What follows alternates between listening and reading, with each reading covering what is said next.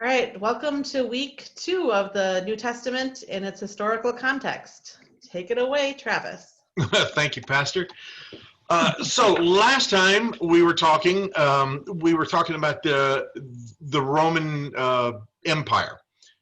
We started off talking about the founding of Rome. We spent just a little bit of time talking about that. Then we talked about the Republic, and when we left off, Julius Caesar had been assassinated, and his great nephew Octavian became the next consul. He shared power with two others, Lepidus, who was the wealthiest man in Rome at the time, and Julius Caesar's former right hand, Mark Antony.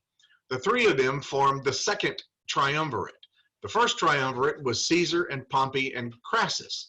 That wound up falling apart when Crassus died against the Parthians, and it left just Caesar and Pompey. And then when Caesar's daughter Julia, who was married to Pompey, died, then all connection between them fell apart. It wound up with a civil war, and Caesar was, of course, victorious and wound up assuming the title of dictator for life.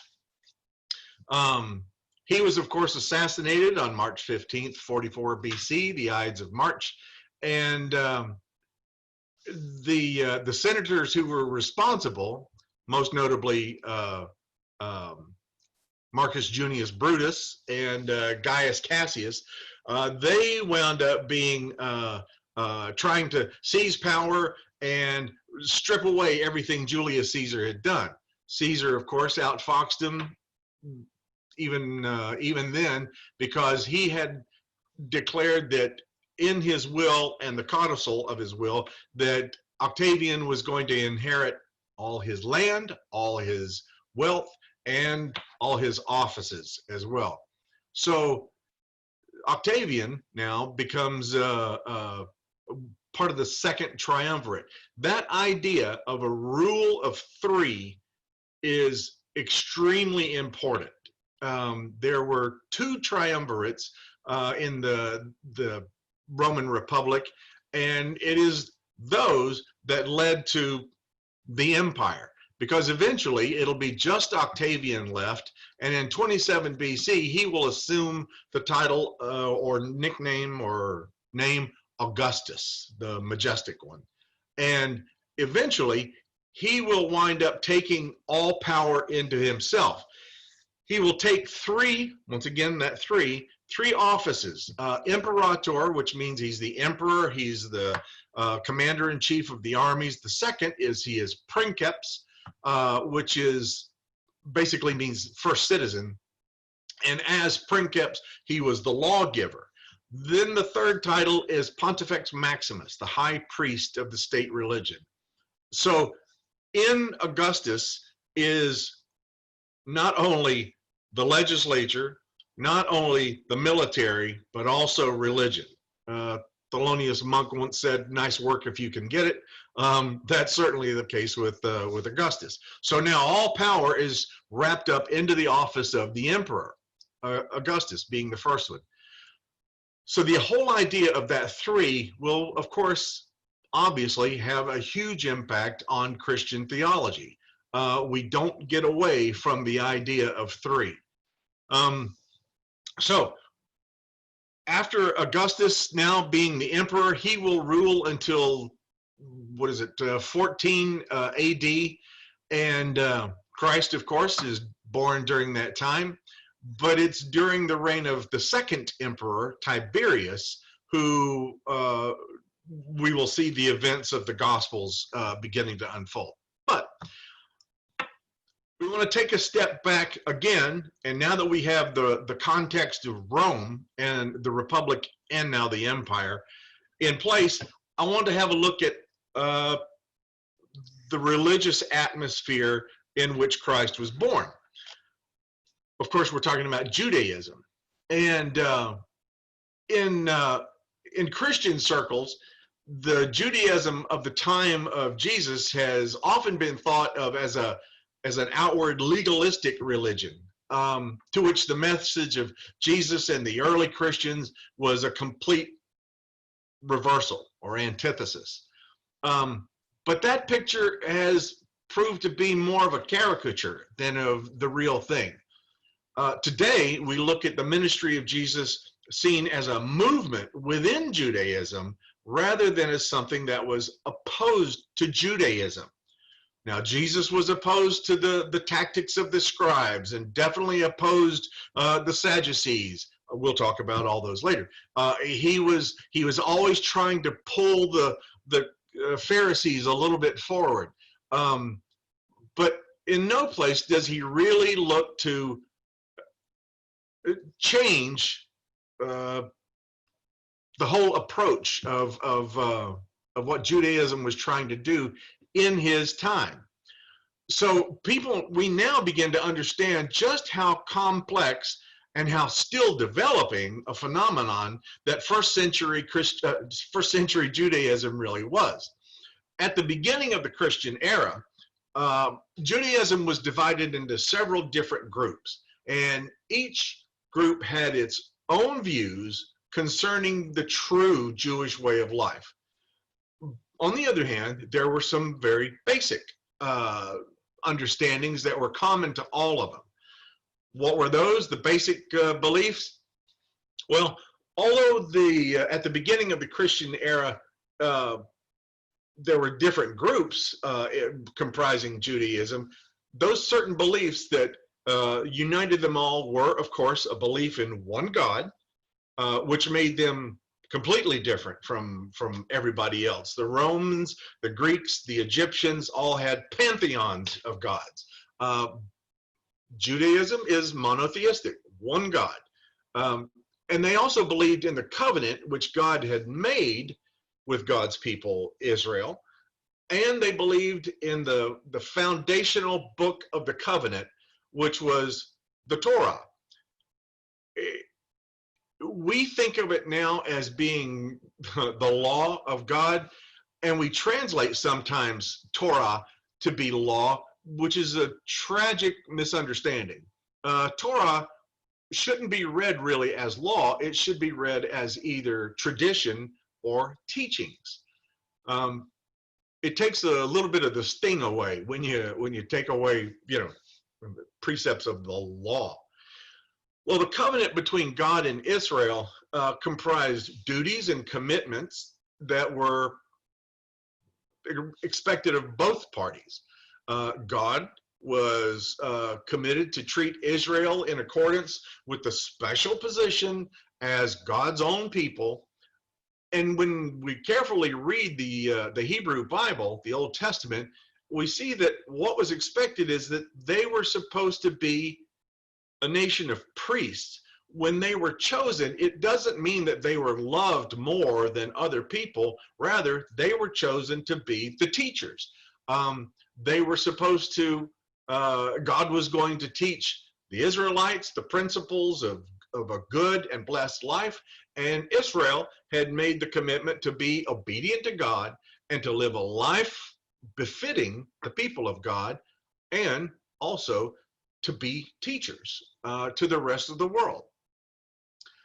So these principles are found in the Torah, the teachings of Moses, the applications, practical applications of all those. And the Torah also included directions concerning atonement for offenses that had been committed, so that the covenant could always remain in effect. Even if we slip, there is atonement. We can be brought back. So it's important to note that in Judaism, the Torah is not a way of salvation. We tend to read it that way, but actually I think we're mistaken when we look at that. Salvation for Judaism means election by God. And that election is based exclusively on God's grace.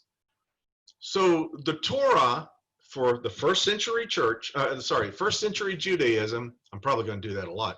First century Judaism is the lifestyle, is a reflection of the lifestyle of those who have been chosen, those who have been showered by the grace of God, who have been appointed to this place That is their salvation, which is completely a willful act of God, not something that the practitioners of the law had achieved for themselves, but rather something that God had bestowed. We find it's not too different than what we believe. But let's talk about those Jewish groups. Again, at the beginning of the Christian era, there's many different groups. The four principal ones, actually, let's say five principal ones, there were the Pharisees. We've heard about them in Scripture. We've even read about the Sadducees in Scripture. They're all through the Gospels. And then there are the Essenes, never really get mentioned by name. And then there's the Zealots. And then the fifth one, of course, we would have to call the Jesus movement. In their own time, they referred to themselves as the Way. They weren't called Christians for a good long time. And words like Catholic won't show up for over 100 years. But the Pharisees, in the Gospels, the Pharisees, they often look like the influential arch enemies of Jesus. Not quite that way. They tirelessly watch over how the Jewish people will observe, especially the purity and the holiness code. And from this word Pharisee has come kind of a common synonym of hypocrite. But that picture of the Pharisees is kind of one-sided. In fact, the Pharisees were just one Jewish group among many, and they were really a lay movement which placed emphasis on the Torah, the law of Moses, and the interpretation of it. They're looking at the text. They're looking at they're kind of the scholars. And that's why we'll find Pharisees and scribes together in the same company a lot of time. So they were focusing on Torah, and in particular on the importance of, again, that purity code for everyday holiness. There were really actually also many types of Pharisees as well. Some of them have seemed to be fairly close to Jesus in their thinking. In fact, you think about Jesus telling them sometimes that you are so close to the kingdom. And so the idea that we've always had as Pharisees being arch enemies, I think is mistaken. And I think if there were to be arch enemies, if we have to find somebody to fill that villainous role, it would probably be more of the Sadducees. Jesus has high expectations for the Pharisees. And you even see that from the Pharisees, we wind up having Nicodemus, Joseph of Arimathea, a guy we all know and love, Paul was a Pharisee. And some of the sayings and the teachings of Jesus during the first century, they also appear among the teaching of some of the Pharisee rabbis, for example. And the one that comes to mind is a guy named Rabbi Hillel. Now, rabbi is teaching, teacher, means actually my teacher. But Hillel was very active in Pharisaic circles. Like I said, Paul comes from the Pharisees and was very familiar with the teachings and sayings of Hillel. Their pastor has up the that line from him. When Hillel was born in 110 BC and died in 10 BC. Your math is correct. That's 120 years old. And he lived at the same time as another rabbi named Shammai. And the story goes that a young, actually non-Jew was the story, had gone to Shammai, who was kind of a crusty guy and kind of an aggressive rabbi. Not the kindest, sweetest guy around, but he goes to Shammai and he says, "Can you stand on one leg and recite the law and the prophets?" And Shammai was like, "Can't do that," and storms away. Hillel was a different kind of cat altogether. And so the young Gentile goes to Hillel, asks him the same question. And the story goes that Hillel picked up one leg and said, "That which is hateful to you, do not do to your fellow." That is the entire Torah, and the rest is its commentary. Now go and study. Wow, what a great answer. And sounds a lot like the answer somebody else gave a few years later. It was something that Jesus had said, that love God with all your heart, mind, soul, strength, love your neighbor as yourself, and on these hang the law and the prophets. So yeah, there were teachers, there were movements around the same time as or during the same time as Jesus, and that idea was already taken root. Now, a guy named Justin Martyr, and we talked about him before when we were talking about the Holy Spirit class. Justin Martyr had said that the Holy Spirit was at work in every nation. He called it the logos spermatikos, the seed, the word acting as a seed, and that in all these different cultures there was already a knowledge and a bent toward the coming of the gospel and the teachings of Jesus. Now Hillel, I just want to include this story because I like it. Hillel was winds up being very influential in the Passover Seder, which is what the Jews participate, the meal that they have celebrating Passover. And it reenacts the ancient customs of the Haggadah. And in the section called Korech, the participants follow after Hillel, and they take bitter herbs. Sometimes it's lettuce, sometimes it's horseradish, sometimes it's, whatever. And they place them between two pieces of matzah, and then they eat them in Hebrew, saying, "This is a remembrance of Hillel in temple times." This is what Hillel did when the temple existed. He enwrapped the paschal lamb, the matzah, and the bitter herbs to eat them as one in fulfillment of the verse, "With matzot and maror, they shall eat it," from Numbers 9:11. So everybody talks about the Earl of Sandwich being the first. No, sorry, it was Hillel made the first sandwich using matzah. Now, the matzah then wasn't the crunchy cracker that we think of now. It was actually a softer kind of unleavened bread. Think of a pita bread. It was much more like that. So, Pastor, if we'll look at image 2, please. Now, in the opinion of the Pharisees, holiness was not only for the priests and the temple. By observing the purity code, every member of the people of God might participate in the holiness of God. In the interpretation of the written law, the Pharisees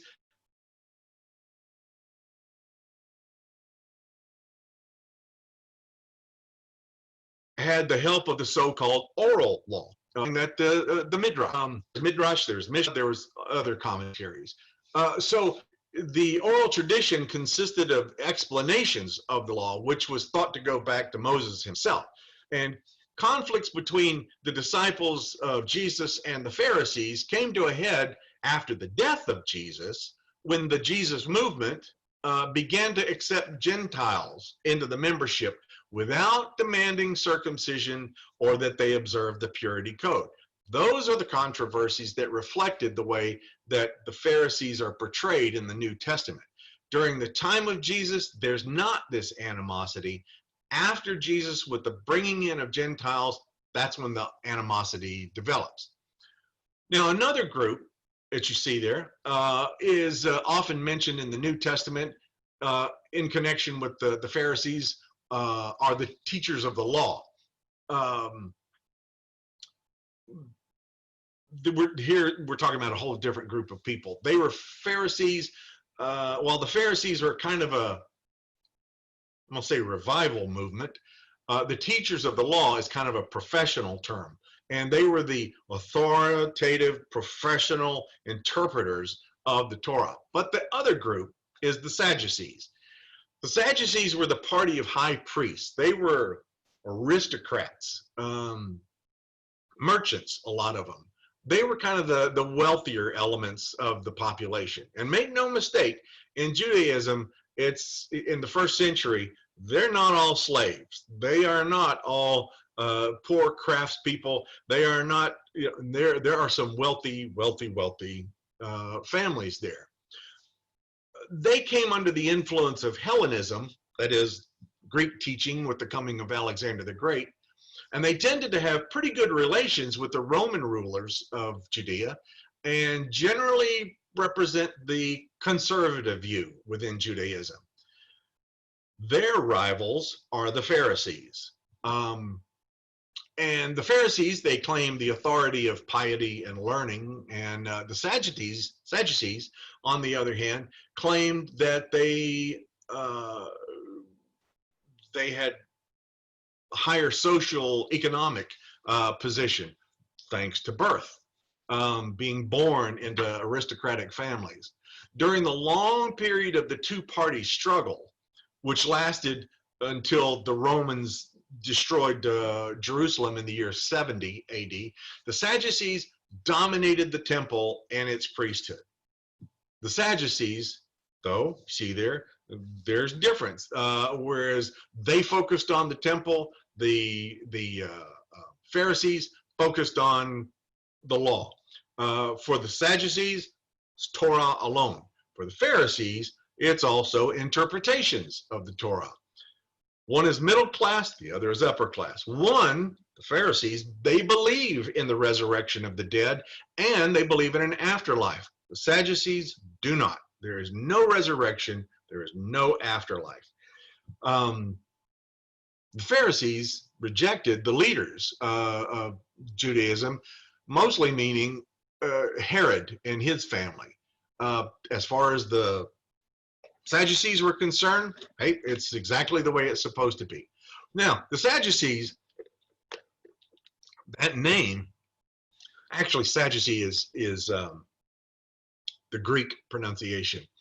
They're believed to derive their name from the family of Zadok, who was the high priest who served as high priest during the days of King David. Not all the Sadducees are priests, however, and their number included other aristocrats too. On the other hand, evidently only a very small minority of the really high class were Sadducees. So these Sadducees, or descendants of Zadok, have a very special hold on the priesthood and a special love for the priesthood and the temple as well. We'll talk about the temple in a little bit. The third group is the Essenes. Like I said, not mentioned in the New Testament, and the information we have from them is really derived from other sources. But in 1947, manuscripts were discovered in caves at Qumran. And yeah, actually we have that, there we go. The caves there show that along the Dead Sea, these caves had been revealed by the receding water, and you can see actually on there the different water levels and how it had once been higher up, and now so much has been revealed down from that. So we know it as the Dead Sea Scrolls. They are thought to have come from the Essenes who lived there. The Essenes lived in a private community, kind of cut off from the Hellenistic Jews, and certainly wanted to be cut off from the Romans. They were actually a protest movement, which had withdrawn from the world. They believed that the high priest of Jerusalem temple was elected on false pretenses, which, as far as they're concerned, invalidated the whole temple cult, they called it. In addition, the calendar used by the Essenes and their way of interpreting and observing the Torah, it differed from the rest of Judaism. the Essene community at Qumran saw itself as the only true Israel. They were the children of light, as distinct from, of course, the children of darkness. And the children of darkness's corrupt religious practices. So when you think of children of darkness, don't think of evil Romans or licentious Greeks or pagan Egyptians. No, they're talking about other Jews who don't believe like them. So the members of this family lived in community lived in a disciplined life that was dictated by regulations and a strict system of values. At the same time, they, like many of their contemporaries, expected that God is soon going to show up and intervene in the course of history in some decisive manner. Again, like most of Judaism, they were expecting the Messiah to be a military leader. So the Qumran discoveries were made at on the northwestern end of the Dead Sea. And the first discoveries were in 1947. The last discoveries were in 56. 11 caves in the desert there where they found these manuscripts from the Hebrew Bible and other religious texts, one especially called The War of the Children of Light with the Children of Darkness. And then there was writings of the group themselves, the rules of the community, the religious texts, doctrinal stuff. The texts were all written on leather and papyrus scrolls and written in Hebrew or Aramaic and sometimes in Greek. Some of those manuscripts were carefully packed away in clay jars, but most of them were really just lying on the floors of the caves, totally at the mercy of the dampness, worms, other stuff. So who knows what was lost in there. Well, in the vicinity of those caves that were excavated, there was a group of buildings that covered an area of about 100 by 80 meters. And the first of those was built somewhere around 150 BC. Now, in 150 BC, this is when the Maccabees are leading having their revolt and overthrowing the Seleucid dynasty. And so here it's during this time that the Essenes began to move away from that. That main building was an assembly room and a workroom, and actually had a two-story tower, a stone tower. The water was collected from high up in the mountains, stored in these large rainwater containers and tanks and cisterns. And some of those tanks were used for a ritual baptism, where before, and Judaism does this, before going into the temple, they were to wash their face, wash their hands and their feet and their elbows. That was a Jewish form of baptism, but they didn't do that once. They would do that every time that they were going into the temple. They also found a large cemetery there that contained well over 1,000 graves, and the manuscripts were hidden in those caves because they didn't want the Romans to discover them. The Romans finally destroyed the settlement in the year 68, which was the same time that they had began wrecking Jerusalem. So the oldest manuscripts there found at Qumran were fragments of Hebrew Bible manuscript copies from as early as the 3rd century BC. Pardon me. The majority of the manuscripts, though, date from the 2 centuries just before the birth of Christ and the 1st century following it. So that's when most of the copying and writing took place. How many texts?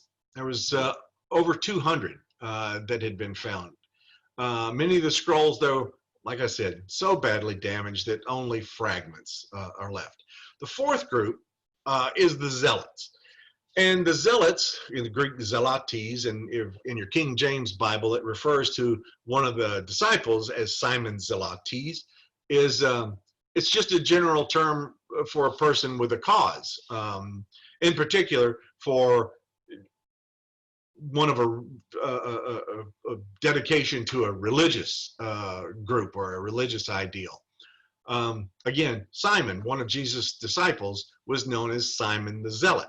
It doesn't mean that Simon was, what's the phrase we use, on fire for God or something like that. No, it means he was a part of this political party.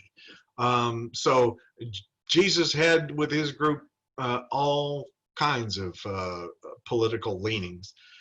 Later, the name Zealots came to refer to this very same rebel organization. Especially, they will develop into a larger, much more active, much more united group just before the Jewish War and before the ultimate diaspora. Well, diaspora, let's talk about that. It's a word that just means dispersion, and the term was used of Jewish communities who were living outside Palestine. Remember, the first dispersion takes place under the Assyrians, when the 10 tribes of the north were absolutely scattered all over the place. So there was already Jews in the diaspora at the beginning of the Christian era. They were living all over the Roman Empire now. They were actually in the east, far beyond the frontiers of the empire. They could be found in India. They could be found in what today we would call Afghanistan, even some parts of China. They lived in especially in the smaller towns and countryside, and they were all social classes and professions too. Their customs were known all over the place, even if they weren't always regarded with a kind eye. On the other hand, their strict monotheism and their high moral standards attracted many, many often influential patrons. Sometimes non-Jews would join the Jewish community. And here's the thing we don't really think a whole lot about, that some of these who converted became full members, and they were called proselytes. Becoming a member was preceded by this ritual purification, which would include baptism, and in the case of male proselytes, of course, circumcision. At the same time, the newcomers committed themselves to observing the commands of the Torah. There was a lot to risk here, and the number of proselytes always was pretty small. But there was another group. They called them the God-fearers. That was the name for the non-Jews who, instead of becoming proselytes, were satisfied with simply observing the Jewish way of life, taking part in the life of the Jewish community as far as it was possible. And this group was really the fertile ground for the early missionary work. It was people like this that Paul was ministering to in Corinth or in Athens or among the Galatians. The diaspora Jews, like the Jews in other parts of Judea, they met in synagogues.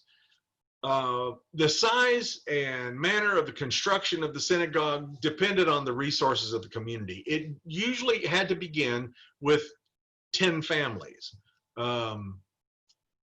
These 10 families would join together, and sometimes they would meet in homes, sometimes they would build a synagogue or use an already constructed place. In large towns, there might be several. Of course, in Jerusalem, there's the temple. And so in the temple, that's where most of the worship and rituals took place.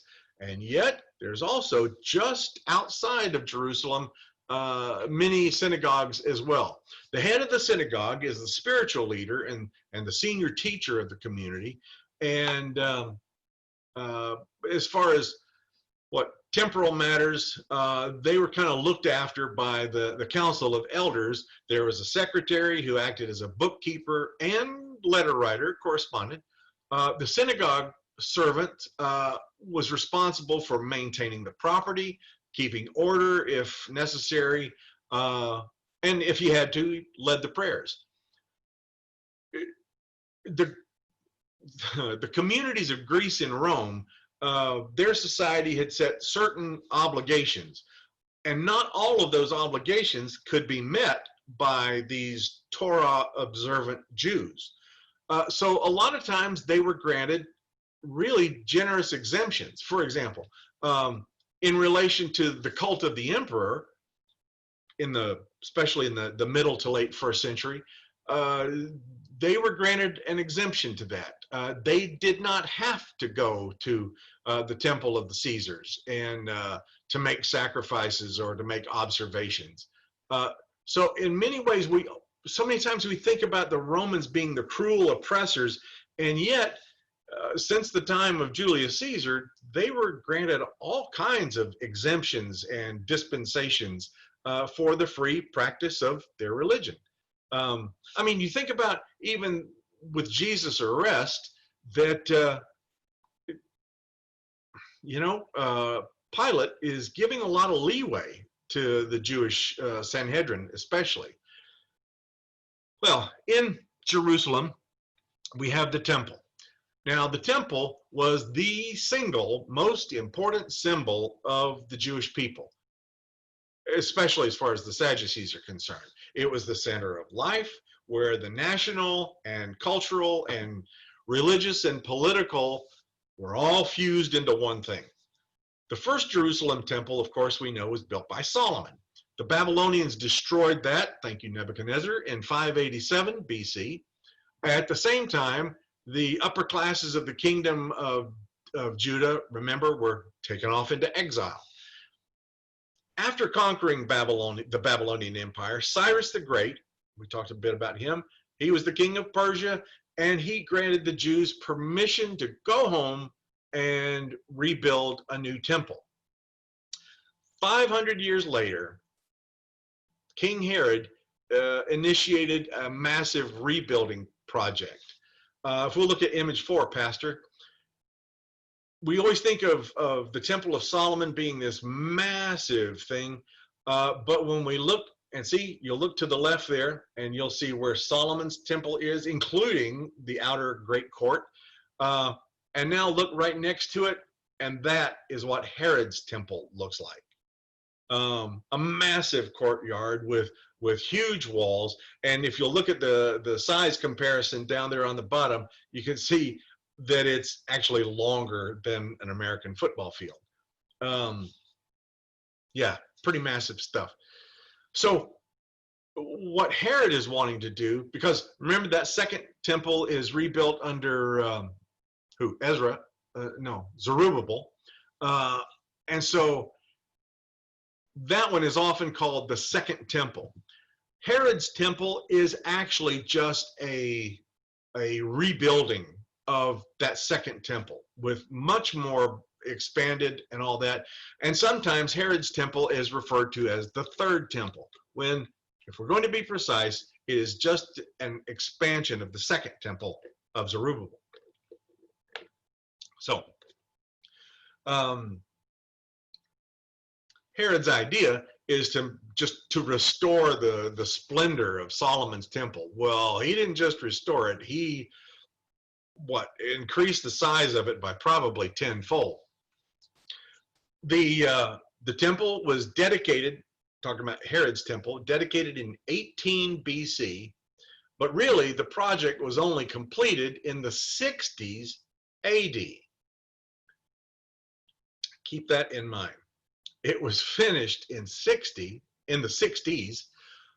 Its size, its splendor, it was all widely known.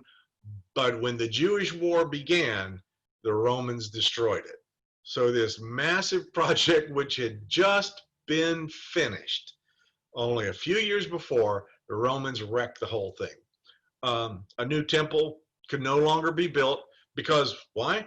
The Jews were expelled from Palestine itself only, half a century later. During the Bar Kokhba rebellion, Palestine was practically depopulated of Jews. Talk about it, diaspora. They were scattered everywhere. Today, the site is occupied by mosques. The Al-Aqsa Mosque is there, the Dome of the Rock. So archaeological excavations and the construction of a new temple is now impossible. All that remains is a section of the temple wall, which of course we call the Wailing Wall. That's all that's left of the Jerusalem temple. The outer court of Herod's temple was called the Court of the Gentiles. That's where it actually means the court of the nations. Inside it was the temple area itself that was divided off, you see, by the wall there. And only Jews are allowed to go into that section. You had to remain on the outside path otherwise. The outer part of the temple was called the Court of the Women. And then you see there, the women's courtyard.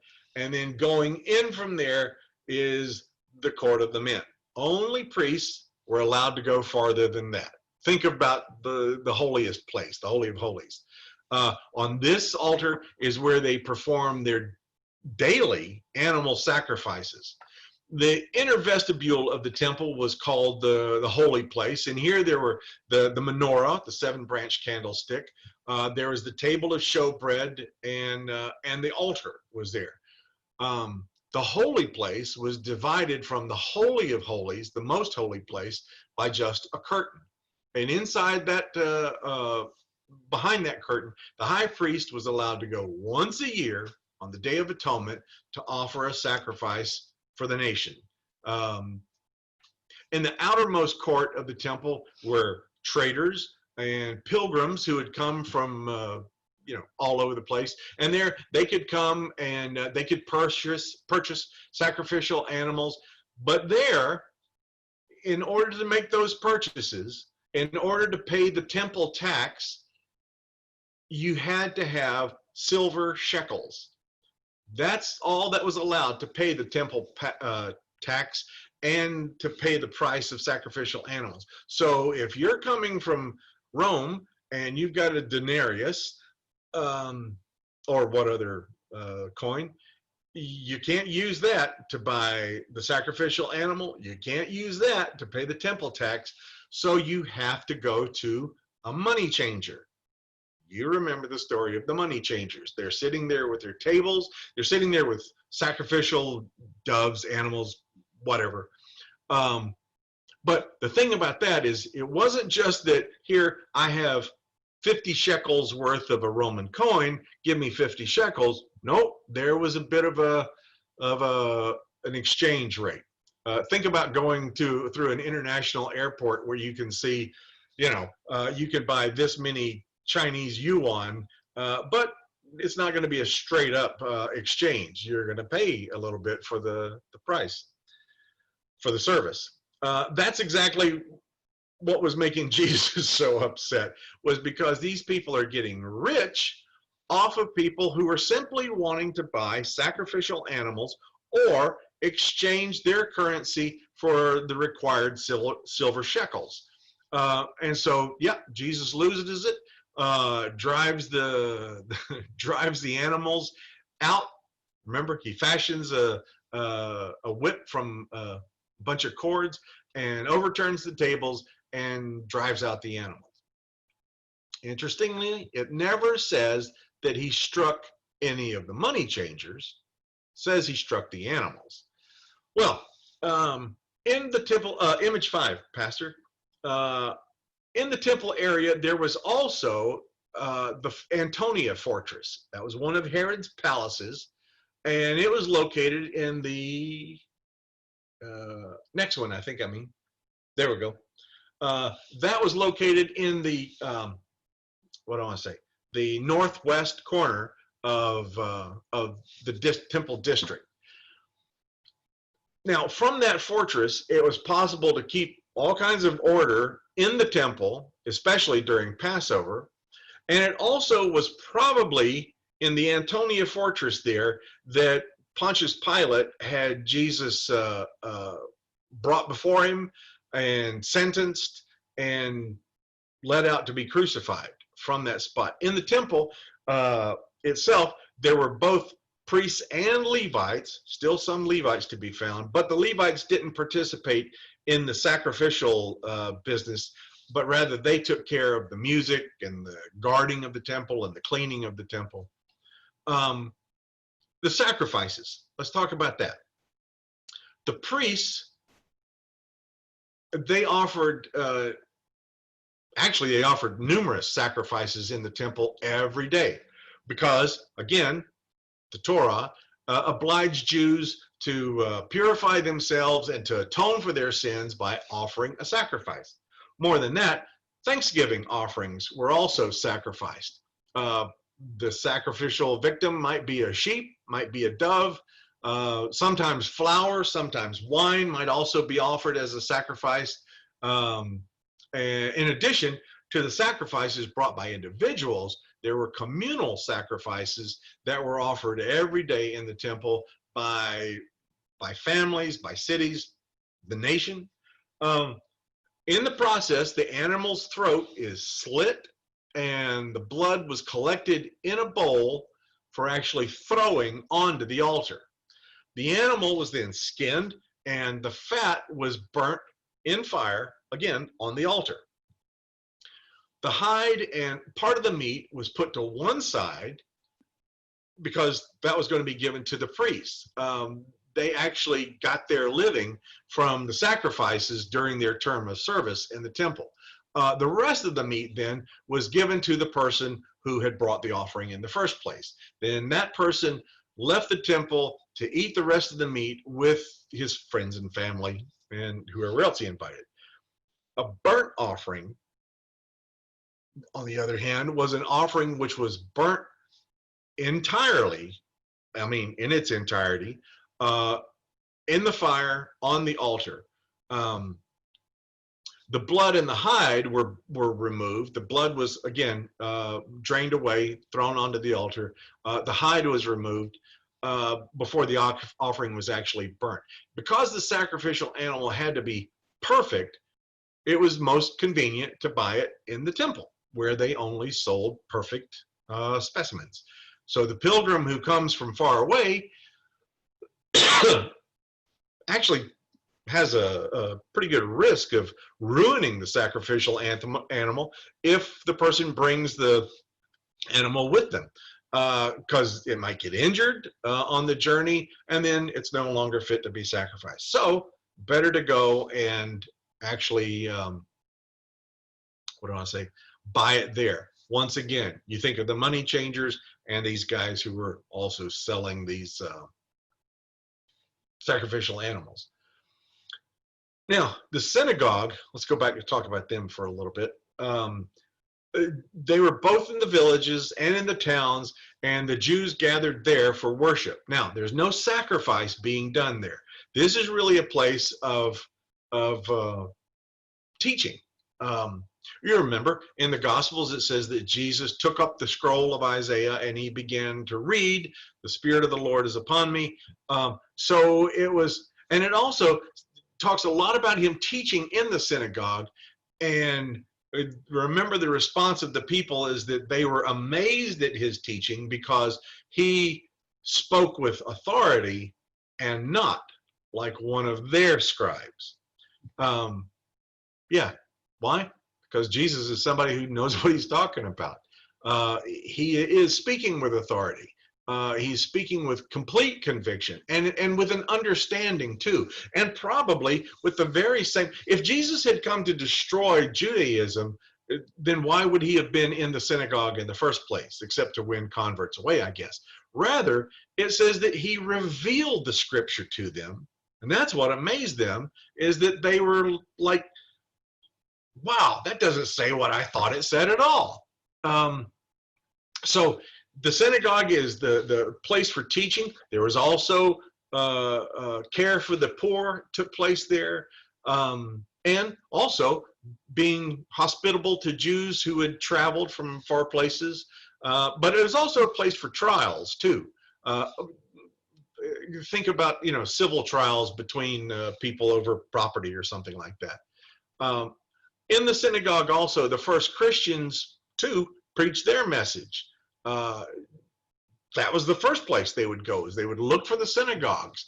They're not going to get a whole lot of action in the temple because that wasn't really the place for teaching, although they certainly went to the temple district to talk to people.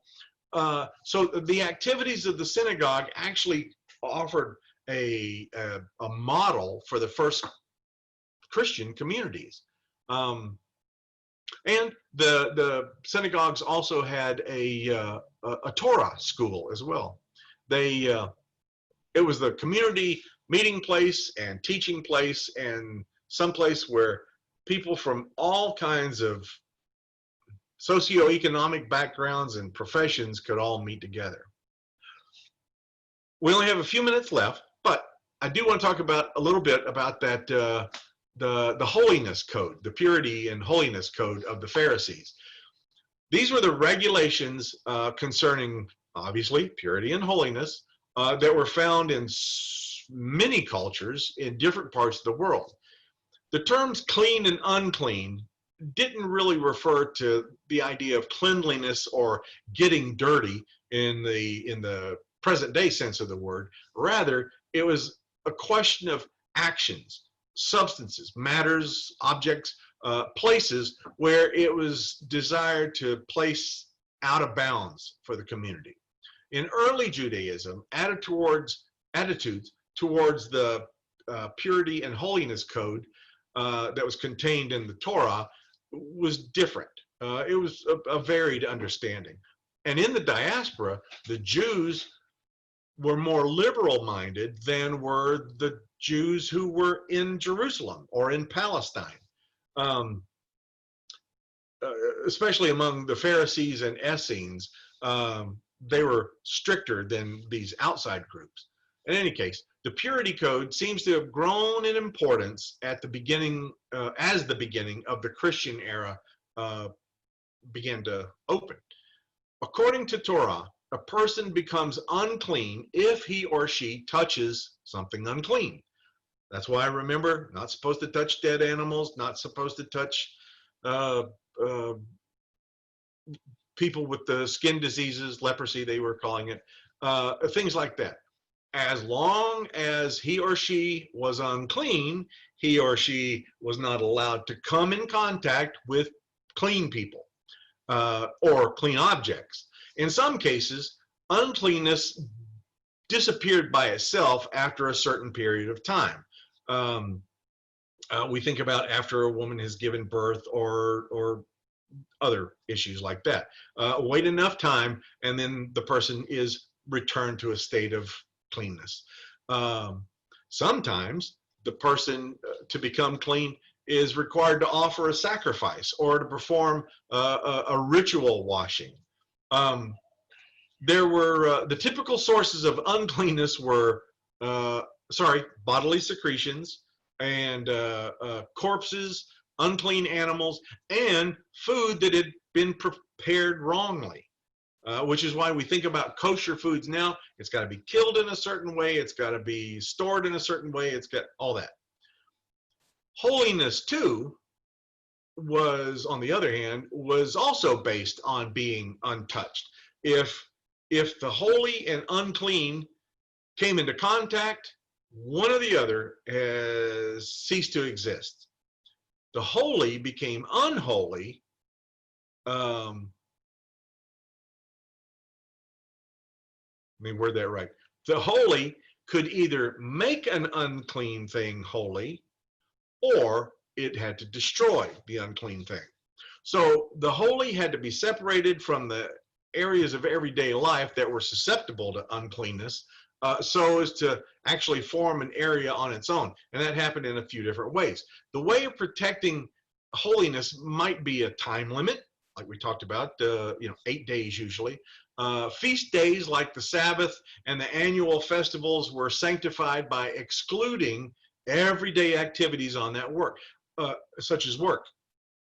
So you don't want to be touching animals. You don't want to be burying anybody. You don't want to be doing any of that stuff when it's coming time for the holy days and for Sabbath.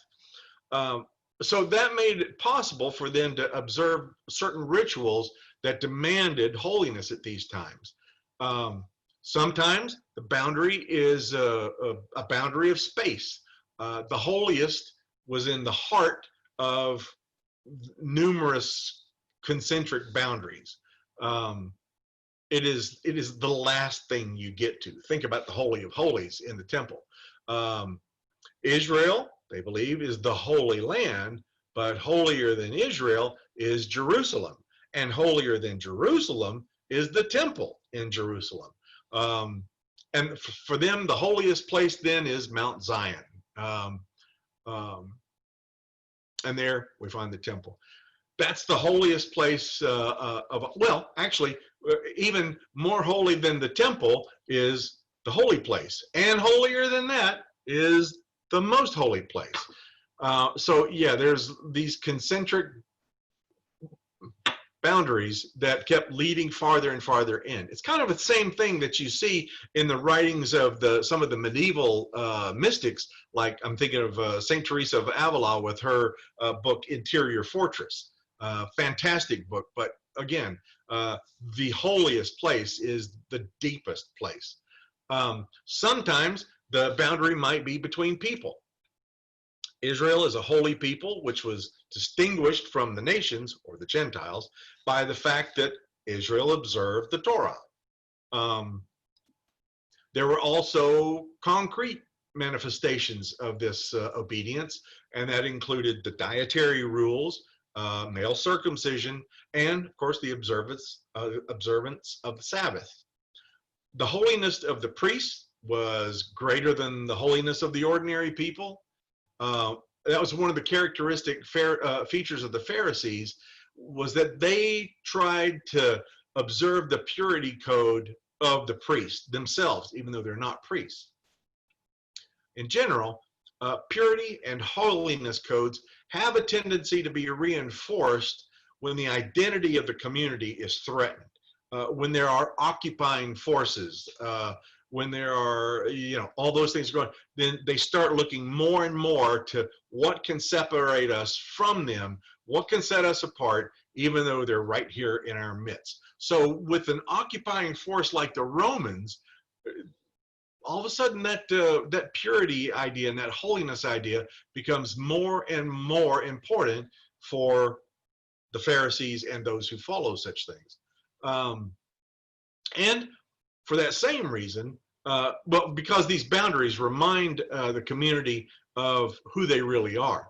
And for that same reason, the purity and holiness code played a really important part when Christianity begins to diverge from Judaism. When the principal external identifying features of Judaism are no longer required for membership in the community, Judaism is left behind, and Christianity becomes an independent movement. It's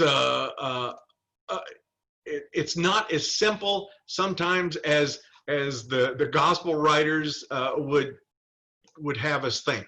Why? Well, because the gospel writers, remember, are writing this after the destruction of the temple, and now we're starting to see there to be a real hard break between the Christian movement and the Jewish community. And so they were kind of writing with a hindsight, I guess. They were writing from sometimes their own disappointments, writing from their own feelings of separation, and those who were not necessarily enemies in the beginning were painted with that kind of brush. Because remember, and never ever forget, Jesus died at the hands of the Romans. Crucifixion is not, never was, a Jewish form of execution. That's the Romans. And yet, sometimes by the time the gospel writers have gotten around to writing it, Pilate looks like a not so bad guy. Pilate was Yeah, yeah, he was no sweetheart. And as we'll find out next time, is that Pilate is going to get in trouble over what is called the mishandling of the Galilean question. He will be recalled back to Rome, and in fact, he'll wind up spending his last days in a small town soon to be overheated called Pompeii. And who knows, he might have been there when the fireworks started. Anyway, it's so there we are. I think that gives us a good background as to what Judaism looked like at the time. That they weren't quite the adversaries that they get always painted as being. It was just a misunderstanding, and Jesus was trying to draw them along too, and teach them. And yet, you're so close, and yet you missed it. So there we have it. Any questions?